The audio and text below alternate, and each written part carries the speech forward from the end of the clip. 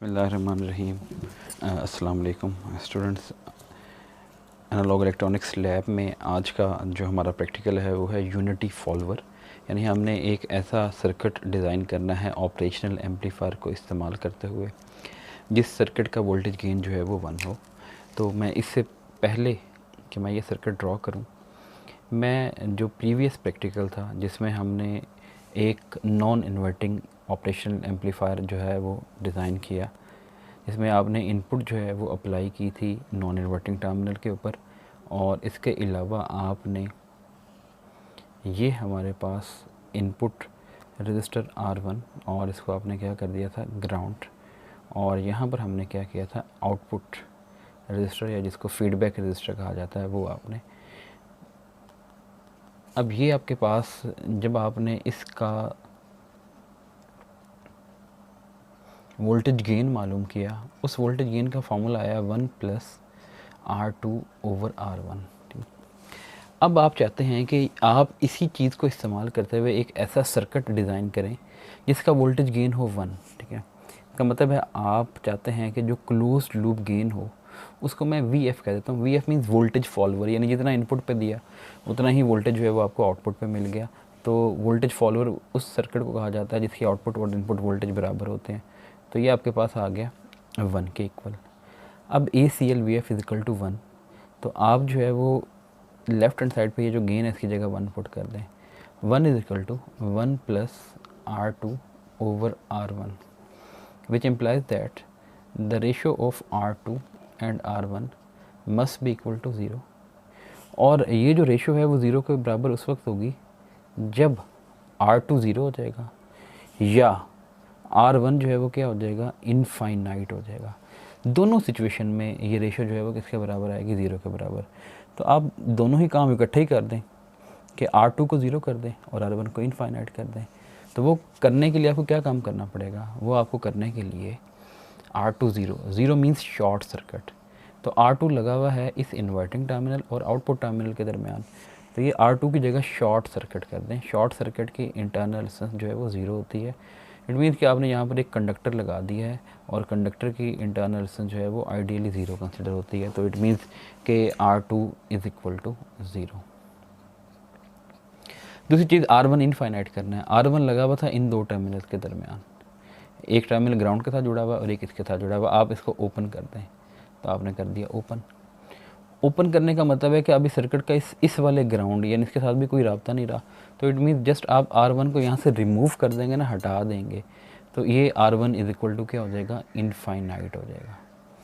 और यहाँ पर आप क्या कर दें इनपुट वोल्टेज अप्लाई कर दें। तो इतनी सी आपने मॉडिफिकेशन करनी है। तो उस मॉडिफिकेशन के नतीजे में ऑटोमेटिकली ये जो हमारा सर्किट है ये क्या बन जाएगा वोल्टेज फॉलोअर बन जाएगा। अब आप देखें ये टर्मिनल जो है पिन नंबर 3 है, ये टर्मिनल पिन नंबर 6 है और ये पिन नंबर 2 है। इसके अलावा आप क्या लगाते थे पावर सप्लाईज जो है वो लगाते थे। एक पॉजिटिव पावर सप्लाई जिसको +VCC कहा जाता है, एक नेगेटिव पावर सप्लाई जिसको -VCC कहा जाता है।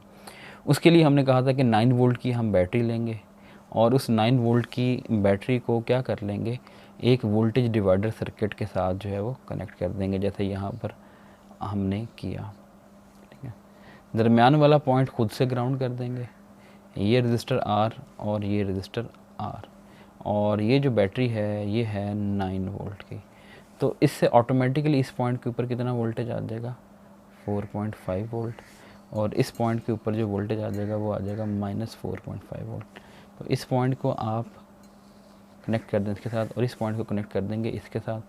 तो मैं इसको यूँ कनेक्ट कर देता हूँ। अब यहाँ से आप आउटपुट ले लें, तो ये पिन नंबर 7 है और ये पिन नंबर 4 है। तो ये हमारा सर्किट जो है वो क्या होगा कंप्लीट।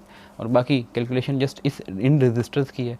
हमने कहा था दोनों रजिस्टर बराबर हों और R की वैल्यू इस फार्मूले से निकाल लें V²/P।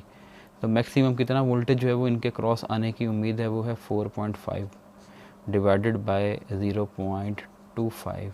तो ये हमारे पास जो है वो वैल्यू आ जाएगी 90 ओहम। तो हमने हमेशा इससे ज़्यादा यूज़ करना है। आप 1 किलो ओहम या उससे बड़ा कोई भी रजिस्टर यूज़ कर लें। तो आप इस सर्किट को इजीली इम्प्लीमेंट करके देख सकते हैं।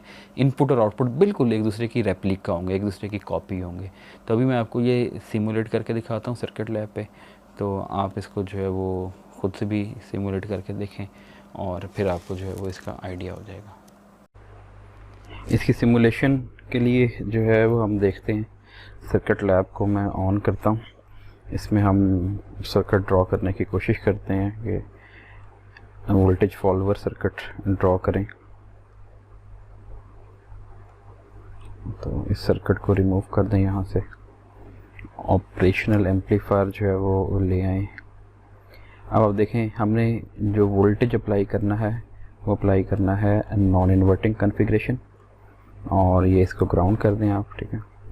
यहाँ पर इसको ओपन रखना था और इन दोनों टर्मिनल को आपस में कनेक्ट करना था, ठीक है, आउटपुट को और इसको। तो ये हमारी आउटपुट टर्मिनल हो गया, ये हमारा इनपुट टर्मिनल जो हो गया।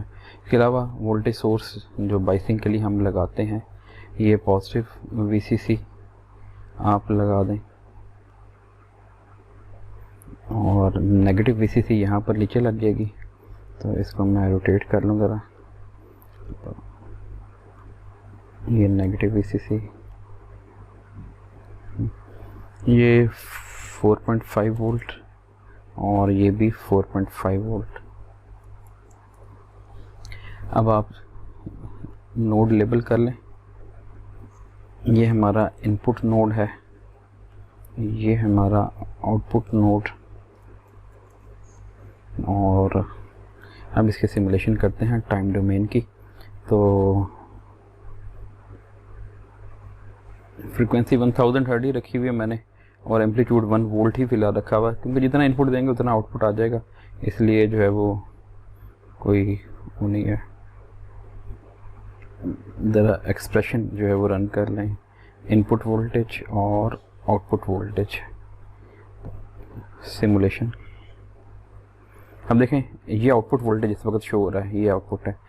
इनपुट वोल्टेज किधर है, शो ही नहीं हो रहा एक्चुअली में, वो इसके नीचे है। ये देखें, ये इनपुट वोल्टेज है।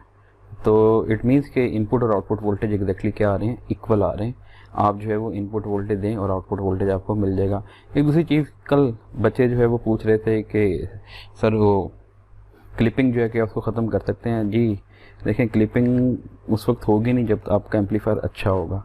फर्स्ट करें, मैं इनपुट वोल्टेज दे देता हूँ 5 वोल्ट, अब आउटपुट 5 आना चाहिए, लेकिन मेरा पॉजिटिव VCC 4.5 है, तो 4.5 से ज़्यादा आउटपुट तो आ ही नहीं सकती। 4.5 पे इसने जो है वो क्या करना है, क्लिप ऑफ हो जाना है। अब ज़रा आप देखिएगा, ज़रा देखें इनपुट कहाँ पर जा रही है, 5 वोल्ट पे जा रही है।